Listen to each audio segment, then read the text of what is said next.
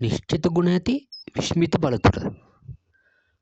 පසුගිය වීඩියෝවෙන් අපි කිව්ව කතාවේ අර්ථ පැහැදිලි කරන්න ඔන්න අද අපි ආවා.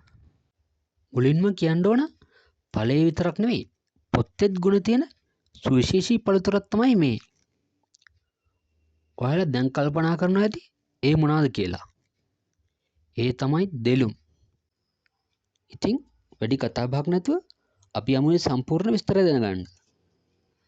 පළතුරු වල බොහොම කලාතුරකින් දකින්නට ලැබෙන ප්‍රබල ශාකසාර සංයෝග දෙත්තයක් වන පොනිකැලඩින් සහ පියුනිසාක් යන බොහොම වටිනා අම්ල වලින් දෙළුම් පරිපූර්ණයි. අතිශය ප්‍රබල ඔක්සිකාරකයක් වන පොනිකැලඩින්ස් දෙළුම් යුසවල මෙන්ම ඵලවල පොත්තේ බහුලව අඩංගු වෙනවා. ඒ කොයිතරම් ප්‍රබලදයි කිව්වොත් රතු වයින් හෝ හර්ථ තේ වල අඩංගු ප්‍රමාණයෙන් තුන් ගුණයක ඔක්සිකාරක මේ වාගේ අන්තර්ගත වෙනවා. පියුනිසාක් අම්ලය අඩංගු වෙන්නේ දෙළුම් ඇටවලයි.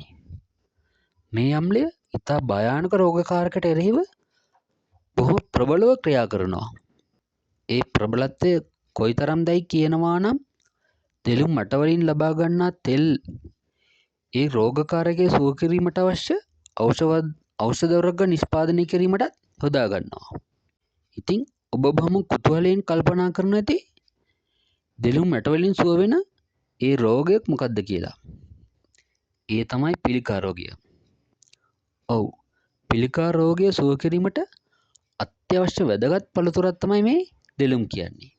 ඊට අමතරව දිය වෙඩියාවට, සෙම් රෝගවලට, කොලෙස්ටරෝල් වලට, සන්ධි රෝගවලට, මතක ශක්තිය වර්ධනයට යනාදී රෝගවලටත් මේ දෙළුම් දිව්‍යම ඖෂධයක් බව කිය යුතුයි. ඉතින් මේ වටිනා වීඩියෝවෙන් ඔබටත් ගන්නට යමක් තියෙන්නේ නැති කියලා අපි හිතනවා.